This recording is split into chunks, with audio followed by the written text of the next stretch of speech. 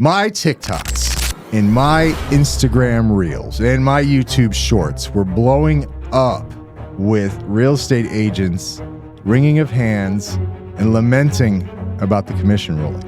Agents stormed TikTok with a flood of complaints after NAR settlement. If you believe that the NAR settlement is going to lead to a decrease in home prices, you're an idiot. I've been spending the last couple of hours reading through different articles about the NAR settlement, and there's a common theme.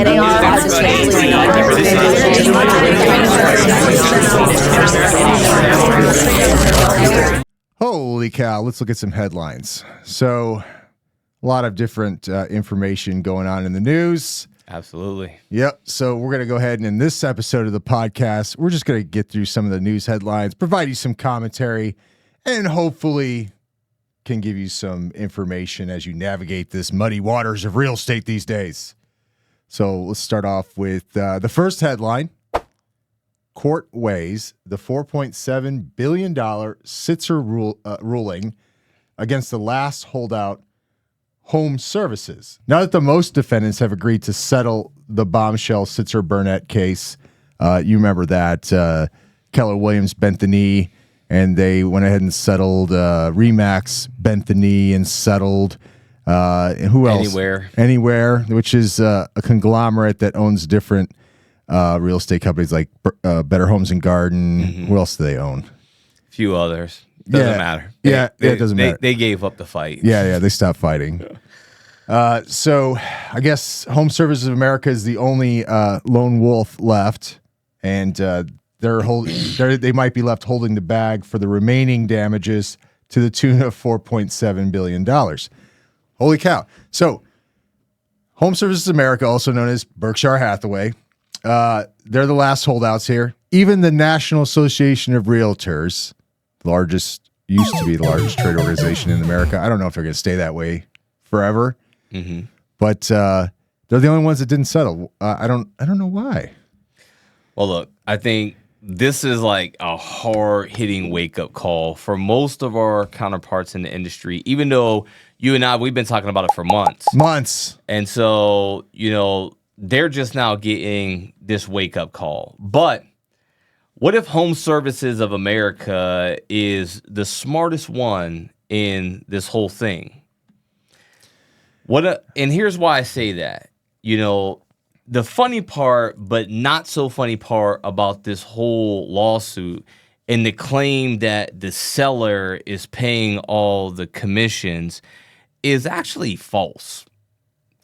The buyer is actually paying all of the commissions because, you see, without the buyer's loan or their cash to buy that house, the seller can't pay any commissions. That's true. So, in anybody who has bought a house before, what happens is the buyer's loan the money gets wired to an intermediary. It could be an attorney's office or a title company, yep.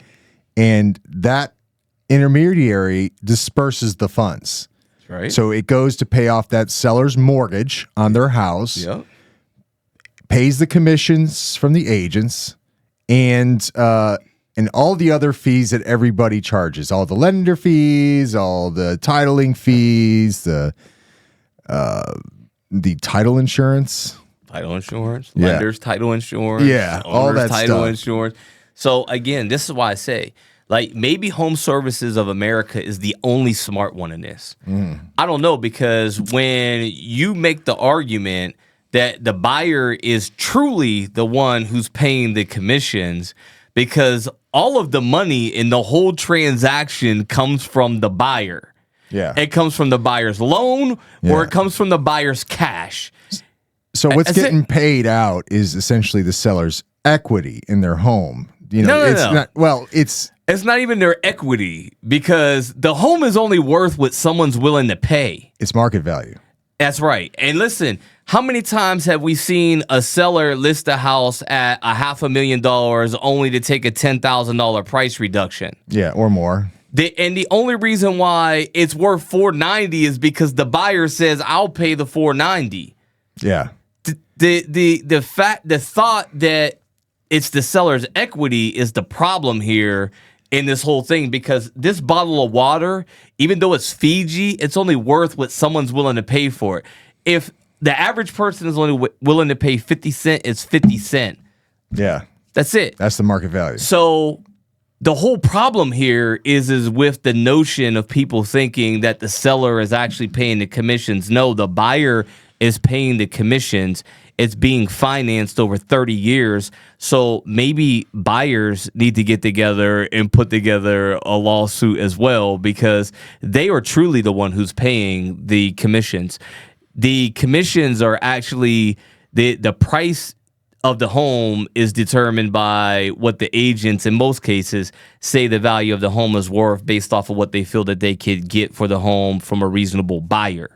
Mm-hmm. Regardless of what the seller thinks. I can't tell you how many times I sat down with the seller who thought their house was worth more than, whether it was because Zillow's estimate said it was worth this or whatever they thought it was. They thought their house was worth more than what it was. And it was, no, listen, your house is worth this much money because this is what I can get a reasonable buyer to pay for the house. Right. It doesn't. That's anything that has a market value to it. So homes is another thing. I would even argue vehicles, even though it costs so much money to manufacture. If they take, now remember the pandemic, they were charging obscene amounts of money for cars. So I think I was watching a Dodge Charger Hellcat. They're trying to get rid of it for $140. Yeah. And I remember commenting on there and saying, what in the wide world of sports would anybody pay for that much money? I don't care if it has a Hellcat engine or not. They were selling them. Yeah, but at that point, buyers were willing to pay to that somehow. So that's why they commanded that price. That's right. But are they paying that now? Probably not. Hell no, they're not paying that now. And you know what's funny is the salespeople who work at the car dealerships also work on commissions as well. Yeah. So like but they get paid their commission based off of what they sell the car at. Yeah. So, and we work the same way, because at the end of the day, when it's all done and said, the money that is paid out is actually the buyer's money. Yeah. It's not the seller's money. Yeah, it's an interesting way of looking at that. I don't mind looking at that way, because look, at the end of the day, all this lawsuit did is it made buying a home for a buyer much more difficult. You say, well, the buyer just may not need to use an agent. Says those who never work with home buyers, especially first-time home buyers. They don't have a freaking clue. This is something new for them to learn. And a lot of times as an agent, you are teaching them everything that they have never learned about real estate up until this point. Yeah, and some even about maintenance that's required on a home. Yeah, they have no idea. They're already nervous. So you have to, and the big nerves, it comes from not knowing. Yeah.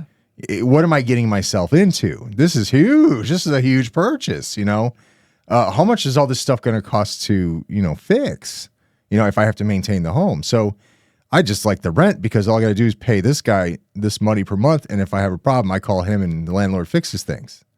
That's much easier for me to worry about than buying a house, right? So getting somebody to see the value in property and how that could be a good investment over time. And then, yes, I am saying investment, and all those jerk out there that keep saying, your home is not an asset. Your home is not an asset because you're not making any money off of it. Just rent. These guys who sell rentals, by the way. Yeah. They peddle rentals. So that's why, of course, they'll tell you to rent. Yeah. So they own multifamilies, large number of multifamilies. And they have houses that they will leverage and use it to buy other assets and stuff. So don't listen to these heads out there saying that dumb shit. There you go. You done went and did it. Because I had somebody come up to me recently when I was at that project house we were working on.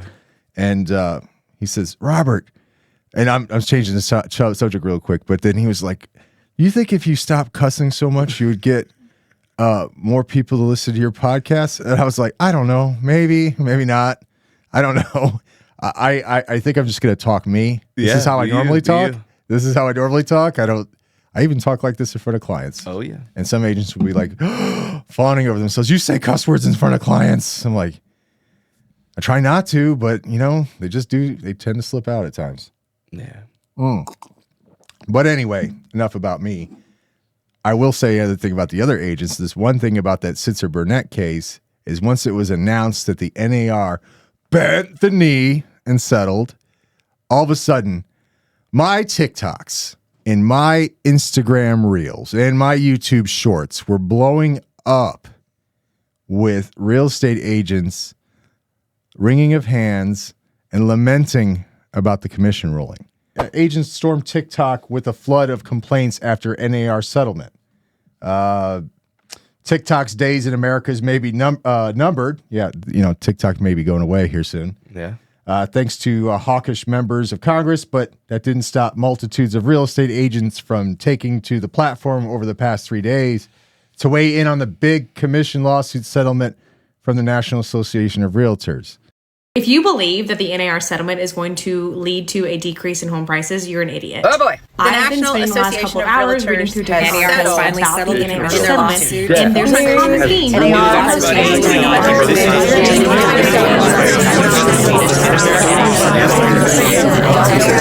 Look, first of all, I'm not on TikTok, and so I'm not even going to see any of the complaints. But I think a lot of it comes. There's a lot of people who are in the industry they're misinterpreting the lawsuit, right? Yeah.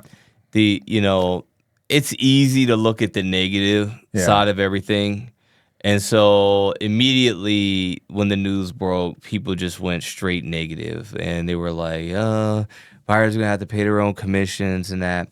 But, I look at it and I say, okay, well, where's the opportunity? There's opportunities here. 100%. There's opportunities in everything, right? It's the yin and the yang, right?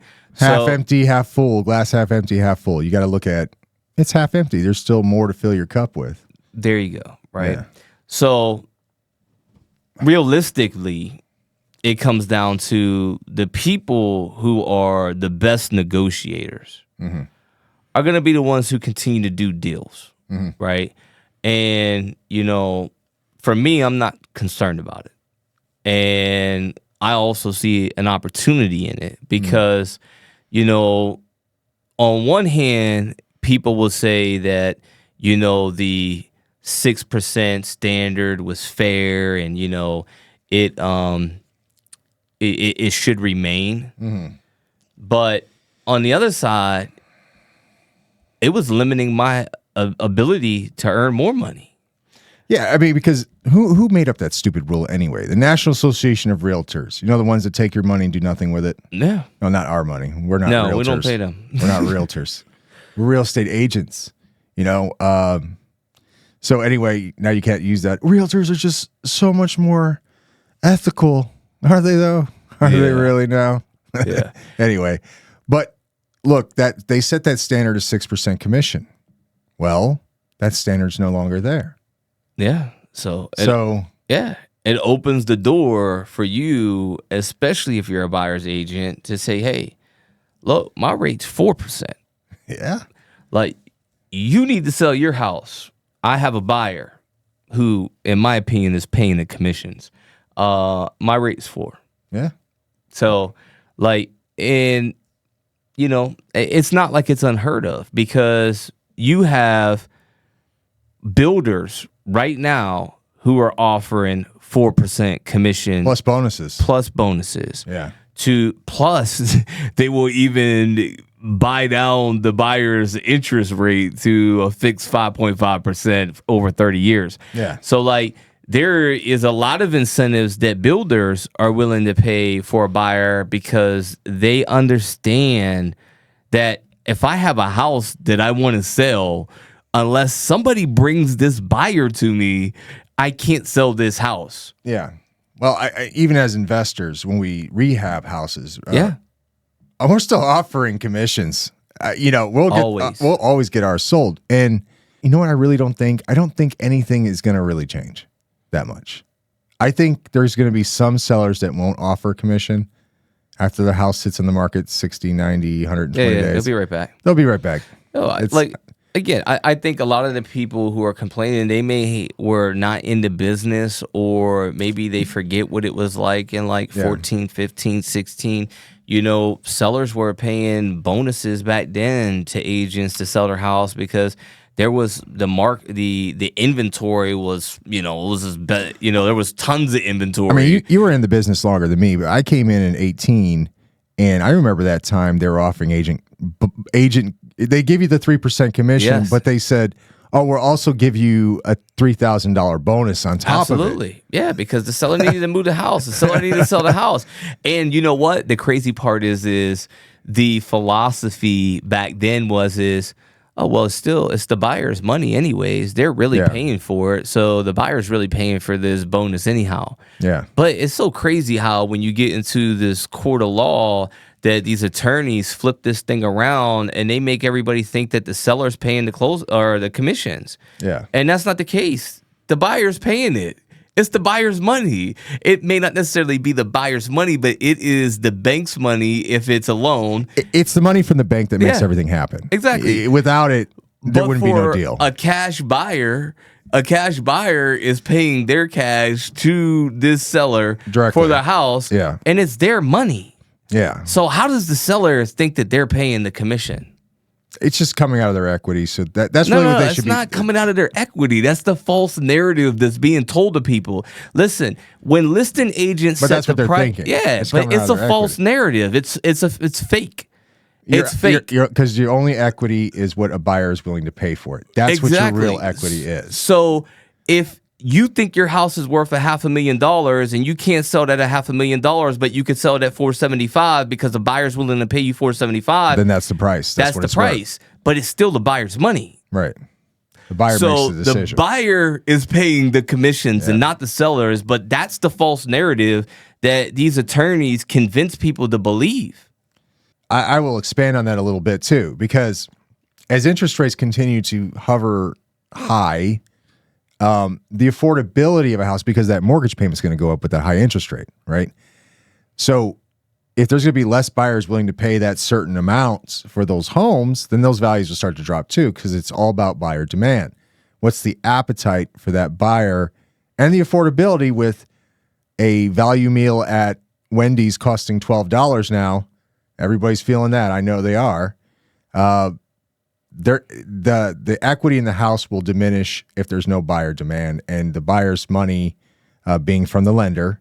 If it's not paid, then there is no commissions. There's no money made off your house. It's all comes down to the buyer. So the only thing that this lawsuit really did is making it more difficult for buyers to purchase a home, and the result of that is going to be lost values on home, because if there's no buyers demanding that high price for your house, then you're losing equity anyway. Yeah. That's the reason why we put out in the last, 2 podcasts ago that everybody lost except for the attorneys. Yeah, attorneys they're the only ones who won in this whole thing. So no one should be celebrating, whether you're a homeowner or seller, buyer, agent. No one should be celebrating. The only people who won are the attorneys that actually handled the case, and they convinced whoever, or a judge or somebody, with this false narrative that the seller is paying the commission. And anybody who believes that the seller's paying the commission, drop a comment below, because I will debate you on it. Yeah, let's do it. Oh, Fannie Mae no longer expects mortgage rates to drop below 6%. Yeah, I never thought they were anyways. I mean, in earlier predictions, I thought that it was going to at least hit 5.75 towards the end of the year, but it doesn't look like that's going to happen then.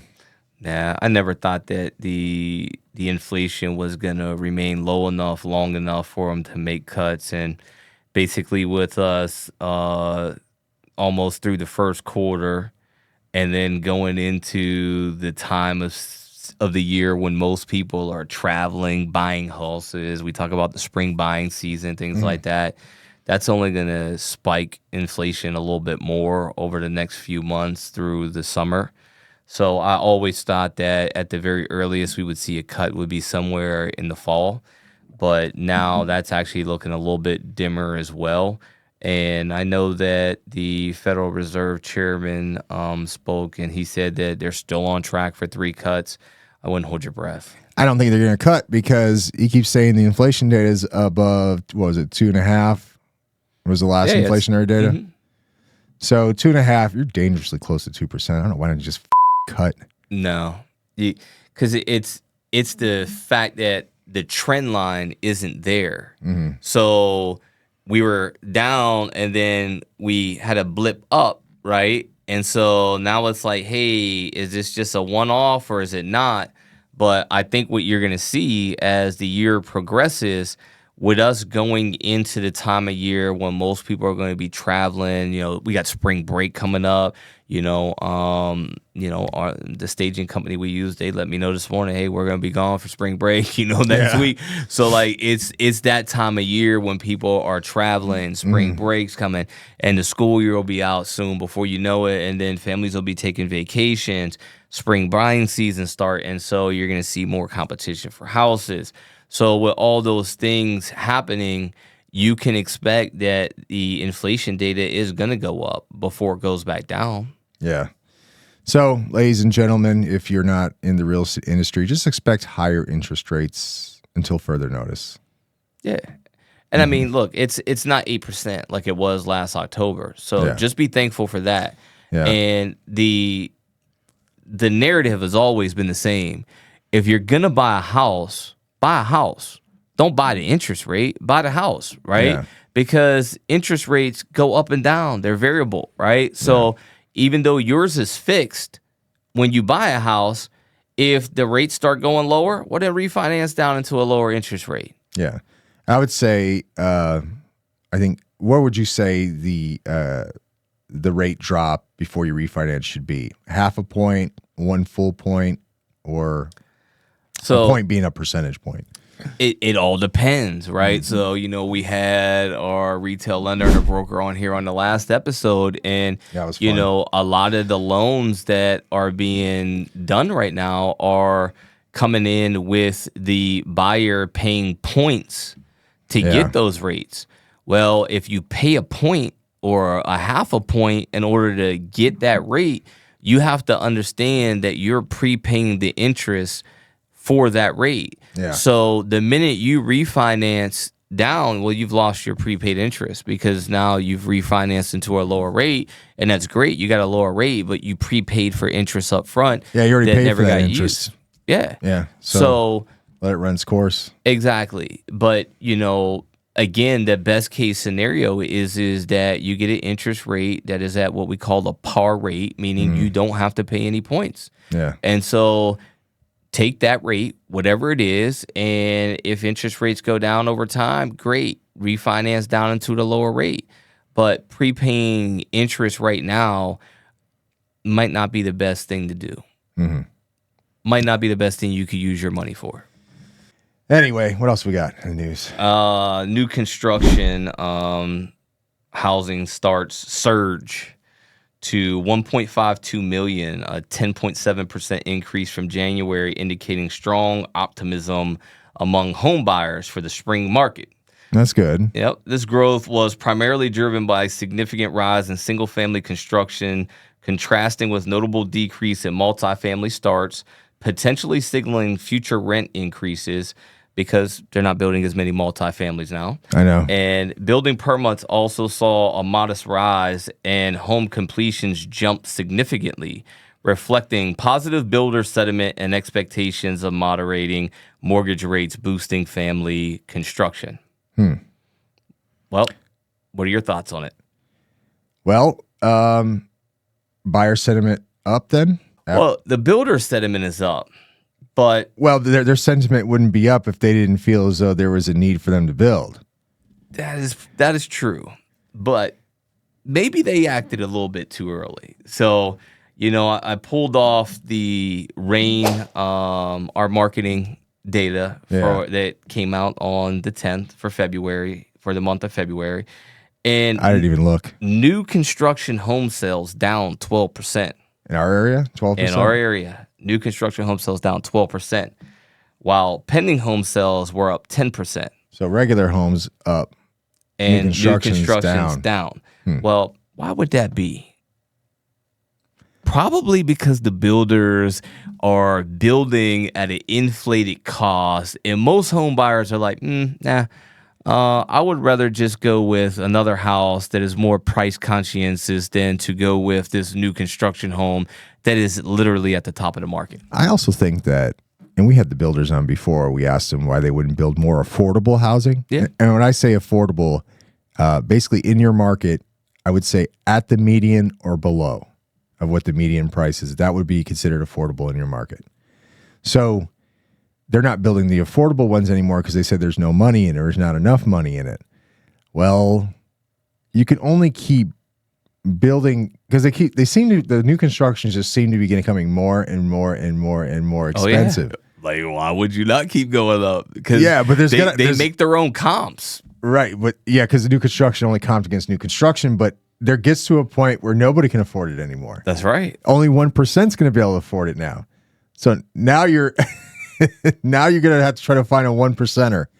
Yeah, and I mean, this is the reason why the builders are willing to pay more of a commission to a buyer's agent because they desperately need to get rid of these houses. Builders still sell no matter what. It's just, it might have to take them a little bit more money to move it. Yeah, either more money to move it or price reductions, right? Because that's the only other thing. Got to get down to the market value. The market value is what the buyer's willing to pay for it.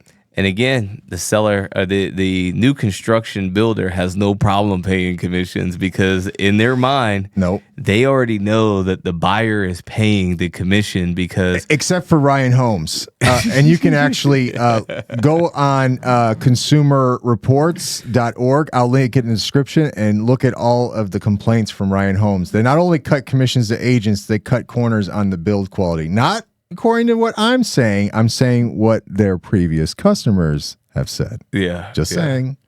Go ahead and throw Ryan Homes under the bus, but hey, look. They did it to themselves. Part of the reason why Ryan Homes does it is because if you ever go into a Ryan Homes new construction site, one of they're beautifully shown. Yeah. I will say that their layout and the way everything looks really good. Yeah, and so the marketing is good. It's top notch. Yeah, and so they feel like their homes sell themselves, right? So they don't want to pay any agents. They don't want to pay any commissions, right? They barely pay the staff that works for them. They maybe get $500 a transaction. What? Yeah, just to fill out the paperwork, and that might be even too much, but. But where Ryan Homes really, really takes the cake is if you go into a Ryan Homes new construction site, they're going to, I don't want to use the word force, but they're going to convince you that you need to get pre-approved with NVR. Who's NVR? Well, NVR and Ryan Homes are like one and the same. It's a lending company that they own. It is a lending company that they own. So they get paid off the loan and they get paid off the sale of the house. That is right. And they don't want to pay anybody anything else. That's right. So they get to collect all of the interest off the house, at which point, for buyers out there, there's really only a few ways that you can get out of buying a home, right? That is, you have a home inspection. Well, with new construction, they tell you, you don't need a home inspection. Like all of the homes are inspected by city inspectors, whatever, right? Yeah. And then the second thing that the second way that you can get out of a contract is if your financing falls through, like you're no longer able to get a home loan. Yeah. Well, with Ryan Homes, they don't give you the opportunity to get an inspection, or they will convince you that you don't need one because really, I never let a client buy a Ryan home. Well, yeah. So they will convince you that you don't need a home inspection because the home site is inspected by a city inspector. That's one. Two, because you're pre-approved through their lender, which they may in difficult times say, oh yeah, you can use whoever you're already pre-approved through, but you also have to get pre-approved through NVR. Yeah. Before we let you sign the contract. And the reason why is because that's the only way you can get out of that contract once you sign it is your financing. And if your current lender says like, oh no, you don't qualify for whatever reason, you overspent in the the design shop, right? Because you know they base price everything, and then you got to go to the design shop, pick out level 1, 2, 3, countertops, cabinets, flooring, whatever. Yeah, because what they show you is the hero home. Yes, right, with everything in it. But they put the price on a basic home with the basic carpet, you know what I mean, and you have to add all these add-ons, like a bunch of microtransactions. And until you reach that, and now your house price has just got inflated by several thousands of dollars. So. Yeah, in some cases, hundreds of thousands of dollars. Yeah, it just depends on what they do. Just depends on what your appetite is when you're in that design center. And you know, recently, I showed Orion Homes, and even like ceiling fans, which most people would think like in the center of a new construction home. In the ceiling. No, that's extra. They'll put the blank on the wall on the ceiling. Exactly. You would think there should be a light there, but you look up and it's a blank. And it's like, why is this blank here? And it's like, oh, they didn't pay for the upgrade. And the refrigerator's extra too in that too. Yes. Yeah, it doesn't come with a refrigerator. Exactly. So with all of the joking about Ryan Homes as a home buyer, shop around. You know, there are builders, good quality builders. Or just read something like the comments from actual buyers who have bought Ryan Homes. Again, I've never bought a Ryan home. I would never. And but looking at what other people have said about it, and I mean, here, do your research. There's a reason why they're ranked under 2 out of 5. I'm just saying. All right, enough about Ryan Homes. Yeah, enough about Ryan Homes. So, I mean, the next thing was the apartments article, right? And, you know, in the homes. Well, wasn't that a trend that a lot of folks are, even for rentals, are kind of moving away from the apartment concept and like to move towards more single family living as more of a desire? That was part of what was being said, right? And so they, even in the homes new construction startup article, they mentioned about the slowdown in multifamily 5+ unit apartment complexes, and the concern is that the workforce in the apartment style business model was going to suffer, but because we are in this paradigm where multifamily 5-unit plus permit startups has decreased. Single family new construction permits has increased. Normally they run one way or the other, but they run together. And this is an opposite situation. And so what they're basically saying is like, hey, there's a pool of workers over here that would normally be building apartment style homes, but they're not going to be building them, so maybe they're going to move over into single family homes and try to fill the void in some of the single family homes. But then as I continued to read the article, I'm thinking and knowing the data from Rain about the slowdown in new construction home sales. So now if you have workers over here in apartments that aren't working because the new permits for multifamilies has slowed down, and you have an increase in permits for new construction single-family homes, but they're not selling, well, do we see a problem here? You got a lot of laborers who builders won't keep building houses if they're not selling houses. So now you could potentially see a layoff in construction workers. And this is speculation. Please lay them off because we need more workers for our projects. But you could see a layoff in workers in the new construction sector and in multifamilies just because they're not building any more multifamilies or there's a slowdown in it. But what ultimately happens in this scenario, if it plays out, is those something. are the most neglected pieces of real estate that I have seen.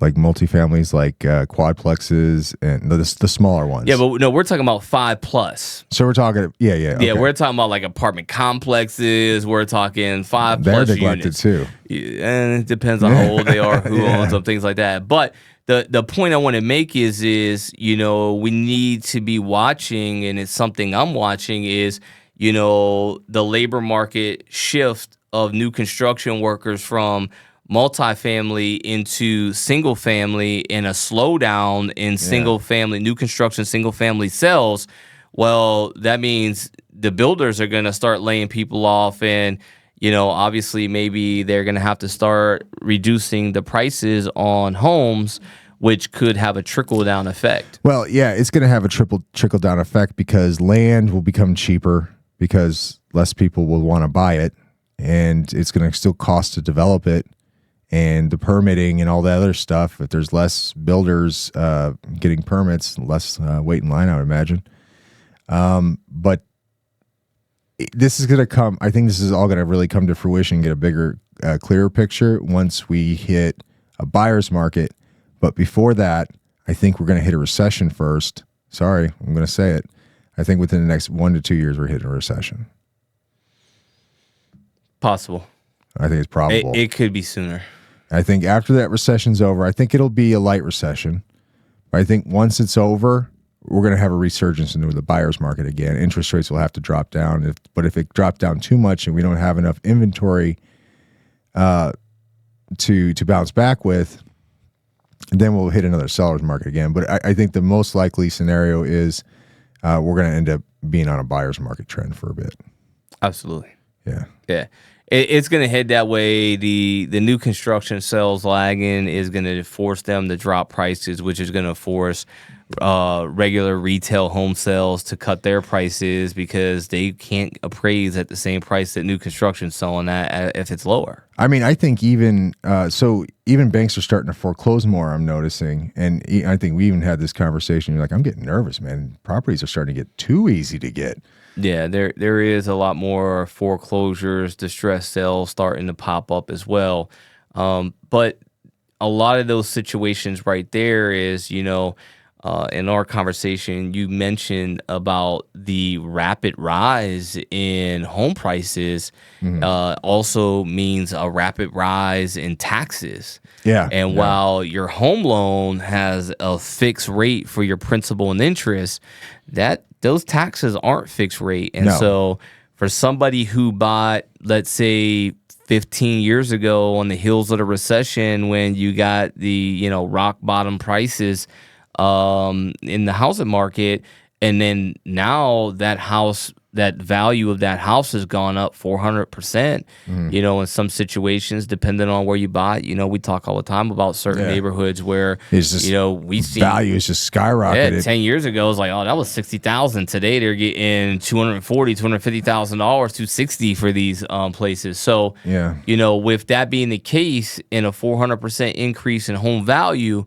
well, that comes with the price, and it's higher taxes. Well, yeah, the city's going to take notice of that and reassess your value on your house, your tax assessed value, and that is going to go up in your monthly mortgage payment. So if you were just making ends meet every month on your mortgage payment and your taxes went up, well, it's going to get harder to pay that mortgage every single month.